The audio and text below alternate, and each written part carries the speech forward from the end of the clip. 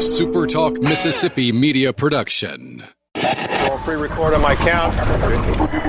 7, 6, 5, 4, 3, 2. Roll A, fade up on A.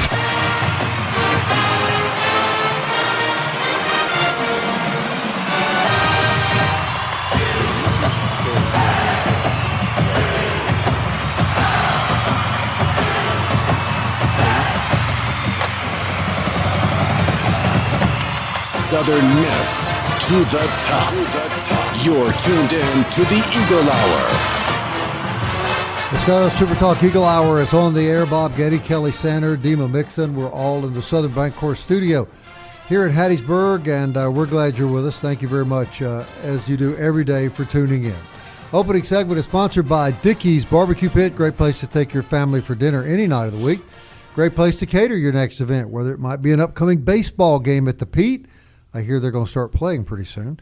Dickey's would be a great place for you to go. All right, speaking of baseball, we're going to hear from Davis Gillespie and Ben Higdon a little later in the program. I think we've got a softball player we may be hearing from, too, as the ladies get ready to take on school from up north later this evening. We don't like to repeat those names here. It's an S word. Correct. But first, we've got a guest in the studio, and we're really glad to have Todd McCall in the studio with us, longtime athletic trainer for Southern Miss Athletics, who has retired. And Todd, you've been a fixture for a long time on the sidelines. Thanks for coming in. Thank you for having me.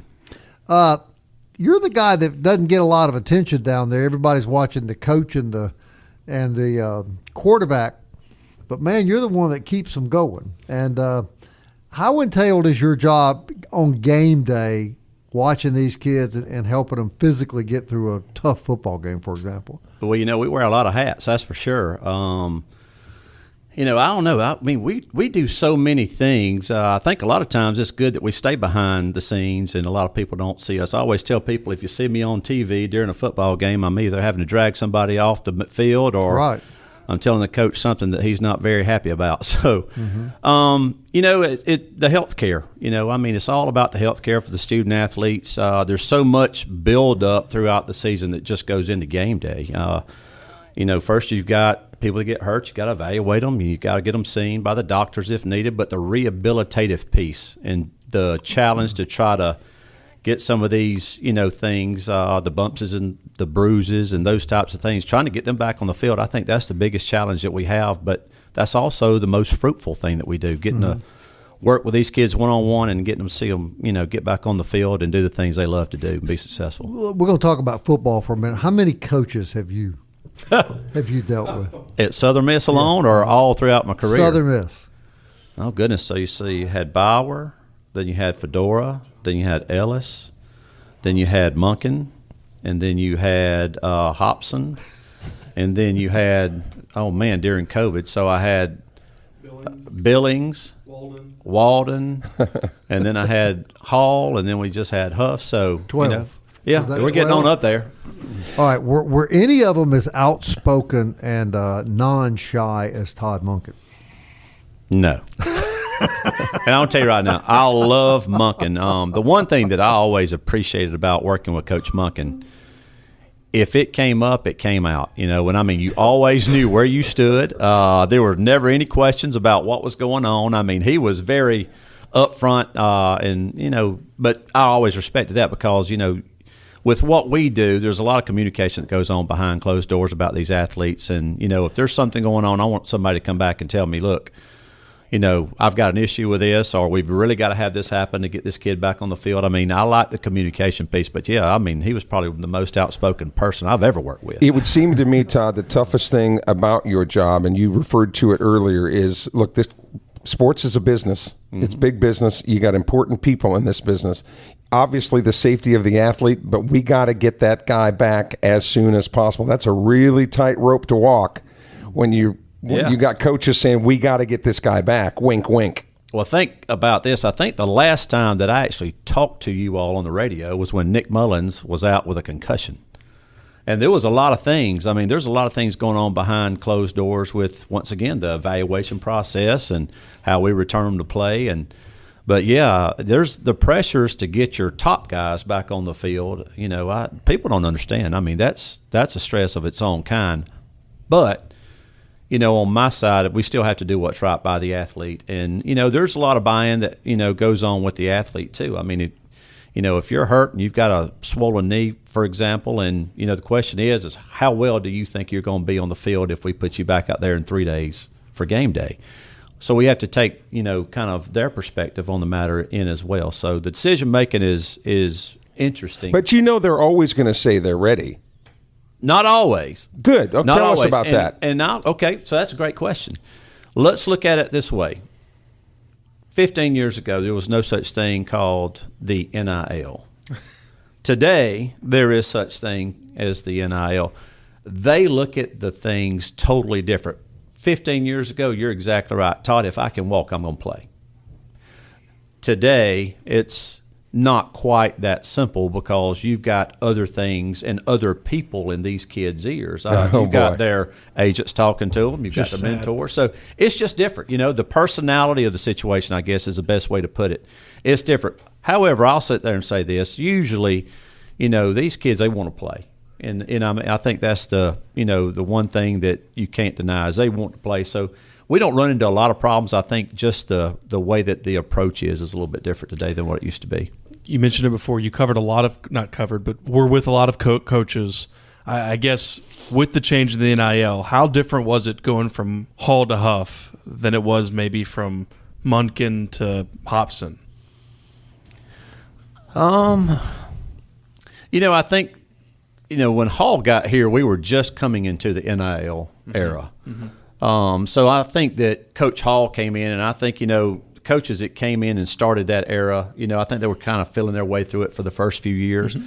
When Huff got here, he had a plan. He had already dealt with it before. He'd been a head coach at Marshall. He was already into the fundraising. I think that he was a lot more prepared for it than what Coach Hall was, for the simple fact that he had been doing it for 4 years. Yeah. So I think that's how you look at the difference between the two. I guess there was such an emphasis on the strength and conditioning program this all season for the team last year. Of course, a couple players went down with injury, Braxton being one of them. But I guess for the most part, that team stayed relatively healthy. Mm-hmm. I guess what goes into that, and just how were y'all so consistent on that? Well, I think a lot of that goes back to the weight room. I think that if you ask anybody out there, the question is what is the how are strength coaches evaluated? How are athletic trainers evaluated in this business? It all goes down to, what are the injury rates that you have on the field? And when you start looking at injury rates, you've got those that are contact injuries. You've got those that are non-contact injuries. First and foremost, what are the soft tissue injuries that you have to deal with? Do you have a lot of those? Do you not have a lot of those? And you have good years and bad years. I think that, the crew that was here last year, I think they did an outstanding job in the weight room because our injury rates were really low. Braxton's injury was a contact injury. That's a football injury. You can't sit there and say that you can avoid those. But if you look at the injury rates that we had last year, we had a really good year, and I think that had a lot to do with our success on the field by far. All right, Todd, how long have you been here? This is my 23rd year. Okay. And so what's next in life? Well, I had a unique opportunity come available. I've got a lot of friends in the business, and back it was actually the day after the bowl game on December the 24th. I got a call, and a young lady that used to be the head athletic trainer at Central Florida. Her name's Mary Ben Higdon. She is now the medical director for the United Football League, the spring feeder league for the NFL. Mm-hmm. She offered me a job. And it's a 4-month opportunity to get back into the pros. I had a NFL experience and a Canadian Football League experience in the early part of my career. And along with my retirement, I've got my retirement years in, guys. That matters because, once you get your 25 years in the system, then you can start pulling a retirement check. And if I hadn't have been that far down the road, my sick and annual leave hours, thrown into it, then I was able to sit there and take advantage of the retirement status. Otherwise, I wasn't looking to go anywhere. But I'll be working with the Houston Gamblers, and, I think it's going to be something that's going to be a lot of fun. Well, you have certainly done a lot for this university. You've helped a lot of kids, a lot of athletes, a lot of coaches, because you got their athletes back on the field or the floor. And we're grateful to you for everything you've done, man.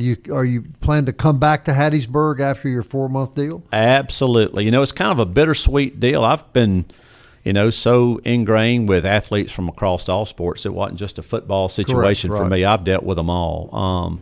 Not being able to see a lot of those athletes be able to participate this spring, that's going to be something that's tough for me when I leave. Well, I just congratulate you on enjoying your retirement, because there are a lot of people at Southern Miss that should have retired years ago that are still walking around losing money in their retirement. I'm just going to leave it at that, but good for you, Todd. Thank you so much. Thank you so much. Hey, Todd, thanks very much for coming in, man. Appreciate y'all having me. I look forward to seeing y'all again in the fall. When we come back, we'll talk a little softball and baseball. Stay with us.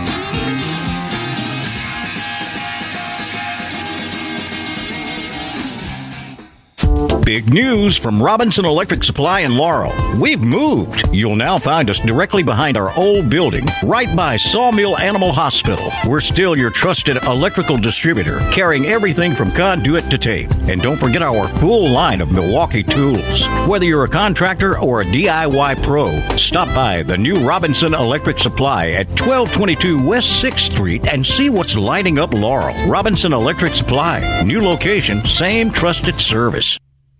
You're tuned in to the Eagle Hour. The Eagle Hour. Southern Miss to the top. I want to thank Todd McCall for his service at Southern Miss over the years, and wish him the best of luck in his new ventures. And we thank you very much for coming into the Eagle Hour studio. Speaking of Eagles, Eagle Tire West is where you need to go for premium Goodyear products, full service truck and car work. It's all at Eagle Tire West. They're next to Smith Motor Company, Highway 98 West in Hattiesburg. They've been family operated since 1985. Eagle Tire West, Goodyear Tires, full service, big Southern Miss supporters, as is Genesis of Hattiesburg, the official auto dealer of our show. Genesis sedans and SUVs are all from Mississippi's exclusive Genesis dealership, Highway 98 West in Hattiesburg. All right, let's move on. Softball tonight. Man, the ladies got off to a great start, Demo. They're on the road tonight. Going to be a tough matchup for them, right? Yeah, they're on the road in Mississippi State, the number 19th ranked team in the country, Mississippi State, who's undefeated after winning this weekend. They beat Baylor as one of the teams that they run-rolled them through 5 innings. They beat Northwestern State, Wichita State, and New Mexico. So a really good Bulldog team playing this Golden Eagle team. I think this is a nice measuring stick to see where this team is at. If you look at the history between the two programs, Mississippi State has beat Southern Miss 20-4. So 20-4 in the overall series, which, I mean, that's not good at all. But it will be interesting. That's a 4 p.m. first pitch, so just in a couple of hours, actually. Yeah. One of the kids on the field tonight will be Carrie Green. She is an outfielder, a new face. Yeah, freshman, and she was really good over the weekend. Batted .357. Started on all 5 of the games. Had 5 hits. Did not have an RBI, or excuse me, she did have 1 RBI. But she was just a nice on presence hit, and .357. You can't ask for much more. So it's Carrie Green. All right, Carrie, tell us about now second year at Southern Miss. Last year was kind of a learning curve, so to speak. Now, second year into it, still loving what's going on in Hattiesburg. Let's talk about this particular team. How would you compare the 26 edition to the 25 edition? Yeah, honestly, I think we have a very good team this year. I think we have a lot of improvements, and I'm really excited for this year. We have a very good class that just came in, transfer and freshmen. They're a very good group, and they bring a lot of new assets to us, and I'm just excited for what this year has to hold. Interestingly, in the recruiting process, you had shared that you'd never heard of Southern Miss, but then here you are and you love it. So take us through that metamorphosis, if you will, from coming here from Georgia and how it all turned out to be. Yeah, so when the recruiting process started for me, I had met a former coach that was here, and he brought me down here, and I had never even heard of the school Southern Miss. I didn't even know what they were about, and I got to meet Coach Poole, and I absolutely loved how she was to me as a person. She really put just my faith, my values above everything else, and made me feel loved, and that's just something I really look forward to in a school. And then the campus was beautiful. I loved it, and it was just all up from there. Yeah, but I mean, growing up between Atlanta and Athens, I mean, it's like sacrilege not to be a UGA Bulldog, isn't it? I actually, growing up with the UGA fans made me dislike them. Oh, make you dislike them. Okay, awesome. I'm glad to hear that. Okay, so what are the realistic there's coach speak and then there's player speak. What are the realistic expectations of this team? Honestly, as us girls, we always talk about just playing together as one. This is a team sport. It's a sport of failure, and everyone's going to have mistakes. Everyone's going to mess up, but it's how we bounce back and it's how we support each other from there on out. We're a team of love and joy. We just want to keep spreading that. And, just working together as a team is our main priority. Now, growing up as a kid in Georgia, did you do any of the competitive dance or soccer or any of that stuff? Tell us about your athletic background as a kid. Yeah, I played soccer actually a lot growing up. My mom played soccer and tennis in college, so she was really upset when I didn't pursue that more. But I really just played softball the majority of the time, and I played for Georgia Impact and then moved to a team called Top Gun in Kansas City, Missouri, and they were very competitive and helped me a lot to get where I am right now. So what's the key to playing a good left field? Honestly, the main thing that helps me is just my reads off the bat and my speed. It's I get a really quick jump, and that helps me catch a lot of the balls. How are you different now this year from last year? It's only 1 year, but still, like you said, it's a process. Mm-hmm. How are you different as a player and as a human being? Yeah, definitely the mental side of it. Last year, coming out as a freshman, there's a lot of unknowns and a lot of different things that you're not used to, and I would say that emotionally, I would get into my head about things that I definitely shouldn't have. And this year I'm it's a team. I play for my girls, and what I do out there is what I do out there. What is going to be the difference in accomplishing the team goals and not? I always talk about how injuries, you never have any control over them, but man, it's terrible when people go down. You're counting on those people. But what are some other things that might go into be roadblocks for you guys to accomplish the goals that you want to get done? Yeah, injuries is a big one. I mean, we're dealing with a lot of that right now, but also just, again, the mental side of everything, staying positive and looking at the good in all things and not the bad in all things. There's a lot of uncontrollables. Weather's an uncontrollable, umpires are uncontrollable, the other team, the fans, that's all uncontrollables that you just have to tune out, and you have to focus on your team and your team goals that we have here that we want to accomplish. And UGA fans are uncontrollable. Oh, yes. Big uncontrollable. Okay. How often do you get back home? I do not go very often.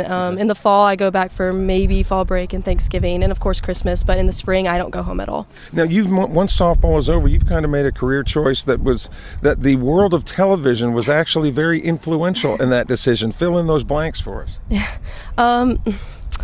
Watching TV programs when you're a kid? That's okay. Tell us about it. Well, I grew up with my grandma a lot, over there at her house, just watching different things. And, she's inspired me to do a lot. And I never knew what I wanted to be in life until, I started watching it with her, which is kind of morbid. But well, tell us, because I didn't mention the show. So well, I never knew what I wanted to do, but then she was watching these true crime documentaries, and, there's a lot about crime scene investigation, and I was like, that's really interesting, that's really cool. I never knew they could do all this stuff. Technology is crazy nowadays, and I was like, I want to pursue that, and, Southern Miss actually has a forensic science program, which a lot of schools don't, So that's where after softball's over, that's where you're headed? Yes, okay. Sir. Well, we wish you the very best, Carrie. Thanks so much for joining us. Thank you so much. All right, Carrie Green, everybody. I'm glad to hear that. That's what my daughter majored in here. My daughter worked for the state crime lab for about 4 or 5 years when she got out of college and saw all kinds of really cool, gross things. People in Mississippi don't do bad things, Bob. What are you kidding? Oh, yes, they do. Yeah, she saw quite a number of them. Yeah, but Carrie Green, a sophomore, not a freshman. I said freshman to start, but sophomore. starting off really good for the season. The softball team's really encouraging right now. 4-1 right now. Obviously they're going to play tonight against Mississippi State. Even if they lose that game, they have winnable games this weekend in that Florida Challenge they're going to. Right. So, how big would a win tonight be? Oh, it'd be huge. They knocked Ole Miss off last year. They did. And that game was at home. But I want to say this too. The one common thread when you talk to all these players, aside from each other, when they talk about Coach Poole, they say the same thing. They said, "I feel loved and respected." And look, it wasn't long ago, and we're not going to pick at an old scab, but there was a while ago at Southern Miss softball. It was a pretty negative place. But the fact that these young women say that they feel loved, they feel respected. And that goes. It's not just all about winning necessarily, but it's good to know that these girls feel that way. All right, coming up, we got a lot of good stuff coming this week, and Dima has confirmed. Now we're going to have the play-by-play voice of the California team that's coming in here this weekend. Yeah, not the play-by-play voice, but a writer who covers. My bad. No worries. Yeah, a writer who covers UC Santa Barbara. So it'll be really interesting to hear his view on Southern Miss and just kind of, seeing what the vibe is over there. I'm all about the vibes, and seeing what they think about Southern Miss. His name is Mark Patton. Hopefully have him on Thursday. Yeah. So really excited to hear that. He, of course, wrote the article that was kind of going around Twitter yesterday that said that UC Santa Barbara was pumping crowd noise to get prepared to play at Pete Taylor Park. But isn't that great? It's insane. But, guys, we're 3 days away from baseball. It's crazy. And all it cost us to get him on the show was a crate of tofu and avocados. So. Yeah, that's exactly right. Well, I'm going to tell you, I didn't really think too much about this school when I first saw the schedule, but I've been doing some research and looking at all the polls there in every poll. I don't know that we've ever had this great a top 20 matchup here to open the season. Yeah, I mean, it's got to be the best opening series since that Mississippi State series, 7 or 8 years ago. But, it's going to be really awesome. That Friday night game should be everything you hope to see in a college baseball game between what those arms that are going to be on the mound and then all the rest of the games following that. I mean, it's not just like the Friday night you're done, right? You got 2 more games after that and they're going to have good pitchers after their guy, and Southern Miss is going to have a good pitcher after their ace. So low scoring games, you think? Oh yeah, I would anticipate very, very low scoring games. And Sunday the weather looks a little sketchy. Yeah, it does. But Friday and Saturday look pretty nice. So that always helps bring the crowds out too. Are we talking here doubleheader on Saturday? Do not say that, Bob. I don't really like doubleheaders. Although, one of my great memories as a kid is my dad taking me to Washington Senator doubleheaders, and we're not saying anything about a doubleheader, considering there's a women's basketball game and a men's basketball game that day too. But it was cool. But you went to some major league doubleheaders. Did you get to see Frank Howard play? I did, actually. Frank. Did you really? Either struck out or just knocked the hell out of the ball. Well, that's usually what those guys do. Yeah, but we'd watch the first game, then we'd go up, eat hot dogs and stuff, and watch the second game. It was great memories. You ever do that? See people peeking through the knot hole in the center field fence. It was fun, man. During the break, we're going to get on our knees and pray to the good Lord that He loves the Golden Eagles, and there's no doubleheader this week. When we come back, we're going to hear from Ben Higdon, who I think is going to be a big stud this year for the Golden Eagles. Stay with us.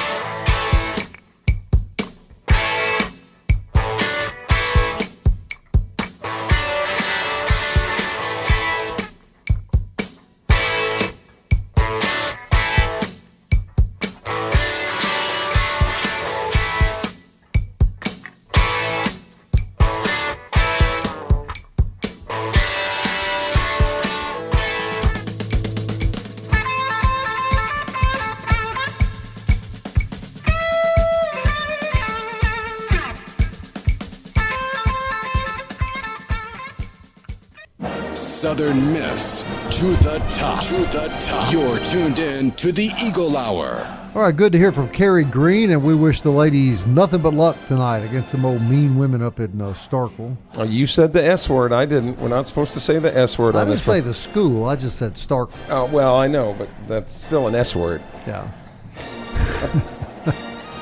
DBAT sponsors this segment of the show. We don't want Mississippi State down there because that's where you improve your batting. You've been to DBAT, right? You hit the batting cages. Yes. In fact, I was legitimately thinking about going sometime this week again. It was so fun. It's fun. It's a lot of fun. He hit the batting cages. It doesn't mean that he hit in the batting cages. How did you do it, by the way?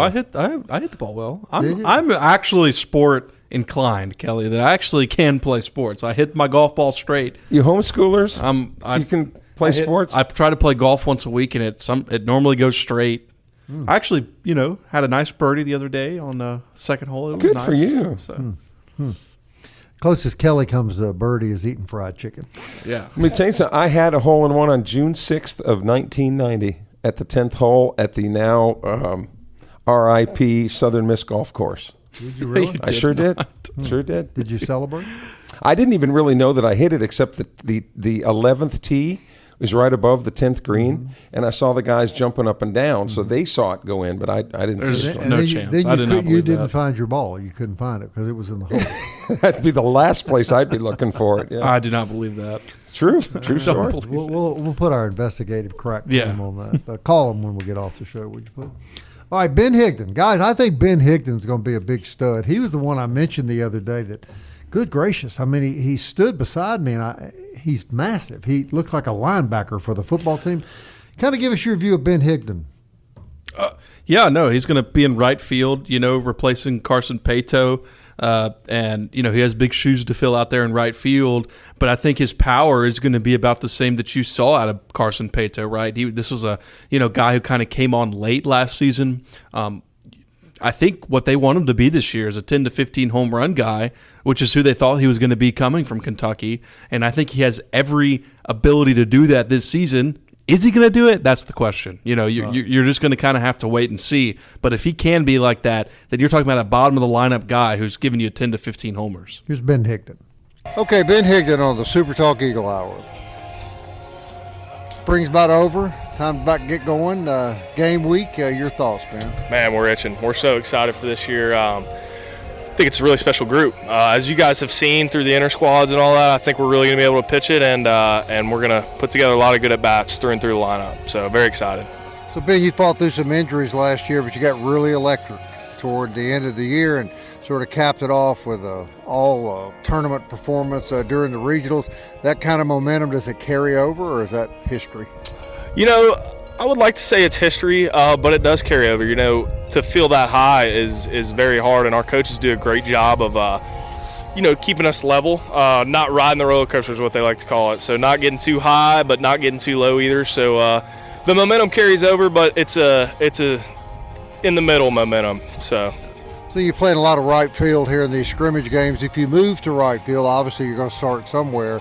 Will there be a big difference, left field, right field? At the end of the day, we joke and kid about it a lot, but our job as outfielders is to catch fly balls, just catch a pop-up. So, it's been a different transition. Obviously, down there by the Roost, we got a little more foul territory and 60-ounce lounge. But Coach Rhodes and even really Carson Paetow have helped me out a lot over there, getting used to that. So, have you played there before? Yes, sir. I have played there before. So, kind of got a feel for how that ball spins and that sort of thing.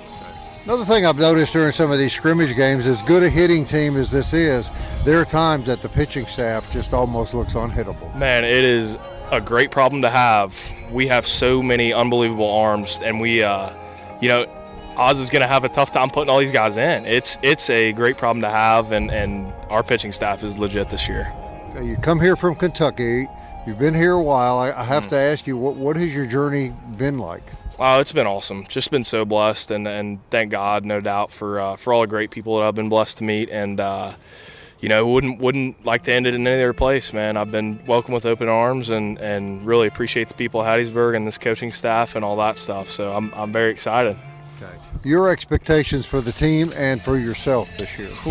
Tough one. As a team, man, there's no other expectation that I would like to have but to take it pitch by pitch, out by out, and inning by inning, man. Just stay in that moment, and we can be very special, no doubt. And I would say the same for myself. Just take it out by out, inning by inning, and pitch by pitch. Well, Ben, we're glad you found your way here, and best of luck to you. Thanks, Bob. Appreciate it. Thank you, Bob. Thank you. All right, Ben Higdon, everybody. And that music that you hear in the background, when you're at baseball practice, Oz controls the music. And Oz has really good taste in music, a little Coldplay. I just heard all kinds of good rock out there. Correct. He that's his motto. He says, you can control the games via their walkout songs and things like that. He says, but at practice, it's my music. So if you ever go to one of those scrimmages and you're wondering why there's not, rap or whatever the various walkout songs might be each game, it's always going to be some kind of Coldplay. Well, Cujo needs a little time off. Because he's got the football and the basketball responsibilities. Yeah, so springtime he's busy doing graduations and proms and all that other kind of stuff. So I guess some time off. All right, another kid that we think obviously will play a big role on the team this year is Davis Gillespie. Set the table for that one. Yeah, this is a guy who spoiler alert if you haven't read my story coming out Thursday, which nobody has, but this is a guy I'm driving the bus for. Where can we read that article? HubCitySpokes.com. You can find that on there and on our website, and find it on my Twitter too. But this is the guy I'm driving the bus for this season. Of course, started off so well last year and then had a great freshman year, then just spiraled off towards the end of last year. Every scrimmage I've been to so far, he's hit a homer in, and he's just looks so much better, looks even bigger, and I expect big things for him this year. All right, here he is. Okay, Davis Gillespie on the SuperTalk Eagle Hour has really become one of the, I think, cinder block players of this baseball team. Looks like you've had a really good fall and a good preseason. How are you physically feeling? Feeling great, just really can't wait to get this season going. We're all really excited and can't wait to see what's in store. You're a great example, and we've talked about you quite a bit. You're a great example of what we would all hope to see in college athletes. I know at the end of last year you weren't playing your best and you didn't get on the field as much as you want, but I got news that you never hinted at leaving. You were just going to work hard, come back, win your job, and here you are. Of course, yeah.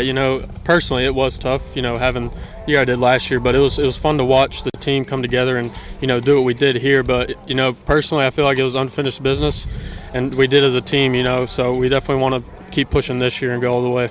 Your stick looks really good this year. How well are you seeing the ball? I'm seeing good. This summer, me, Coach Creel, and Coach Rhodes got to work, and things have gone well so far, and we can't wait to get the season going. All right, Davis, you saw a couple of good guys leave this team last year, but getting a lot of preseason national love, a lot of indication this is a really talented baseball team. A writer for D1 told us he thought it might be the best Southern Miss baseball team. That's pretty high praise. Mm-hmm. Your thoughts about this year's team? Yeah, that's all something to be proud of, the preseason stuff, but we got to go to work no matter what they say about us. We're going to have to prove it from day one until the end of the season, but we're all definitely excited for sure. Do you see players on this team that, in your estimation, can step up and replace the Monasteries and the Ozzie Pratts? Yeah, I guess for example, at second base, Kyle Morrison, he's really impressed us, this fall and this preseason. And there's other guys, I could go on, but we like what we have, and there's definitely a lot of guys that will fill some shoes this year. All right, your goals for yourself this year? Just come out every day and get after it. I'm gonna play, every single game that I get out there as hard as I can. Well, I can tell you that everybody's glad you came back, and we're looking forward to you having another great season. Thank you, Mr. Bob. I appreciate it. All right, my friend. Good luck to you. You as well, yeah. Okay. All right, that's Davis Gillespie. There's not a stronger kid on the team, is there, from a batting standpoint? He can just smoke it when he connects. Yeah, he's really strong. There's so many players who can go yard on this team, which is why the lineup is so deep this year. And like I was saying about Higdon, right? When you sit down and write a lineup, like this week, I'm doing my lineup projections. I'm sitting down and writing a lineup, and I'm like, why is Higdon in the 7 hole? This is a guy who they want to have 10 and 15 home runs, or Stockman. Why is he in the 8 hole? It's like, well, I'm not going to put him ahead of this guy. I'm not going to put him ahead of this guy. This lineup is so deep. You got Stelly, Morrison, Russo, Gillespie. Dre Barrett, Stockman. It's just Caleb. It's so deep, and there's so many players who, even if one of them, can have a breakout season, it's a good lineup. But we're expecting breakout seasons from 4 or 5 of them.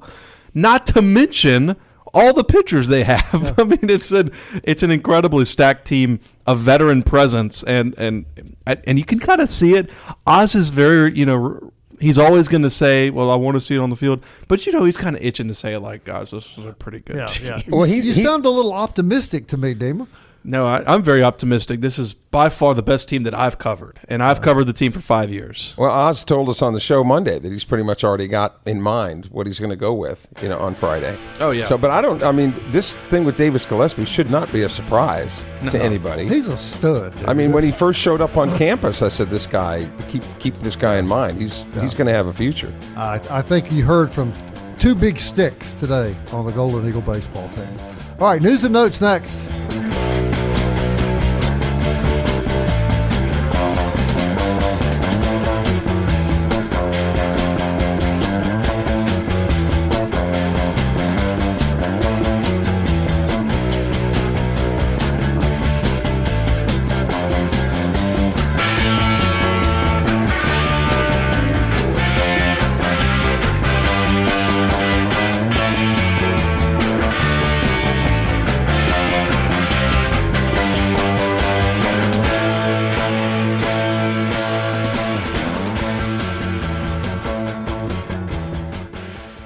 Big news from Robinson Electric Supply in Laurel. We've moved. You'll now find us directly behind our old building, right by Sawmill Animal Hospital. We're still your trusted electrical distributor, carrying everything from conduit to tape. And don't forget our full line of Milwaukee tools. Whether you're a contractor or a DIY pro, stop by the new Robinson Electric Supply at 1222 West 6th Street and see what's lighting up Laurel. Robinson Electric Supply. New location, same trusted service. The Eagle Hour. Southern Miss to the top. Hey, welcome back. Forest Health reminds you that keeping up with your favorite team, that's fun, but you're the most important player. Make sure you get an annual physical, stay close to your doctor, be sure your health is as good as it can be. And the experts at Forest Health can help you with expert medical care closer to home, foresthealth.org. Can't have a show without saying hello to our good friends at MCS Home Center. That's Hattiesburg's new improvement home center with local folks eager to serve you. Here he's getting his peepers out. In case you missed yesterday's show, we've been making a lot of fun of Kelly about his feminine reading glasses, and the folks at MCS Home Center brought him a pair of men's peepers, and he's just proudly wearing them. Bob, these are the most fantastic reading glasses I've had. And actually, Dima, they're so good that I am seeing construction movement at Reed Green College. Yeah, he rode down 4th Street last night, said he saw a fence. Nobody else sees it. But then he woke up and realized it was a dream. Yeah. I was like, really? That's pretty cool. Dima had the joke of the year. Oh, that was fantastic. Yeah. For a guy that has zero sense of humor, it was fantastic. Okay. Hey, high school baseball in action tonight all over around the area. I'll be at Petal at Sumrall, which would be a fun game. Well, that's a pretty good start. Yeah, that's a great start. There's all kinds of games tonight. Major League Baseball pitchers and catchers report today. Of course, everybody seems to think that everyone's playing for second, the way the Dodgers have loaded up that lineup. But I'm proud as a Tigers fan to report that longtime Tiger Cy Young Award winner Justin Verlander back with the Tigers, Justin Verlander, by the way, is a Sun Belt Conference Kelly, graduate. You were from Iowa originally, but you're really a Mississippian. You've been here forever. How did you attach yourself to such losing teams as Cincinnati and Detroit in baseball? Well, when I was growing up, the Tigers were in the '68 World Series against the St. Louis Cardinals. Bob Gibson. Was that the only World Series that's ever been in? No, they've been in some other ones, but they had all those big fat pitchers. Maybe the Little League World Mickey Series. Lolich and Denny McClain and all those guys. And you liked them. I did. I just really like those guys. And once I attached myself to a team, man. Oh, you're a loyal fan, though. Yeah. There's no doubt. Yeah, and the same thing with the Cincinnati Bengals. I started being a fan when they came into the league in '67. And I said, I'm a new fan. They're a new team. I'll just attach myself to them. Poor choice, but I was only 6 years old. Well, you can't help it. I remember years ago my wife walked in a room, and I was watching the Redskins lose. I think they won 3 games that year, and they were just getting blasted. And she looked at me and she said, "Why do you do this to yourself?" And she walked out of the room. And I didn't really have an answer.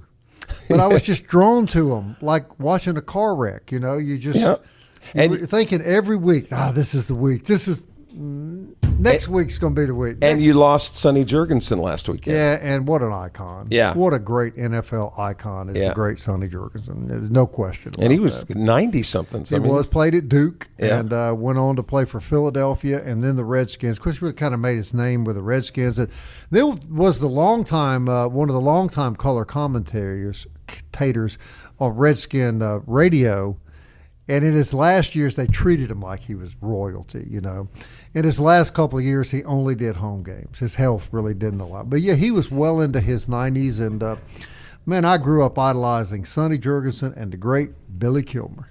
And Billy Kilmer played for the Saints for a while. He sure did. Yeah. He sure did. So you're right. That's a loss there that you really can't overcome. Kind of puts things into perspective, you know. Yeah, but he lived a long, good life, man. So you guys ready to laugh a little bit? Yeah, let's do it. What's the latest on the Winter Olympics, Dima? No idea. I told you guys. Are you ready to laugh? Does anybody really watch the Winter Olympics? Not around here. Trump said he wasn't. That was pretty funny. No, he said he was. I did see the Lindsey Vonn deal, and she's a real patriotic young woman.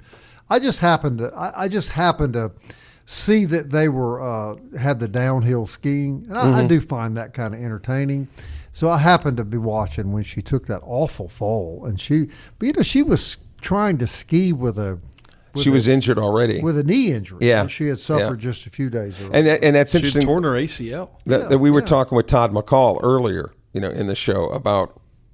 Man, athletes, they always want to play. Yeah. Right? So they'll always say they're ready. But do you know those women were hitting 75 miles an hour on skis?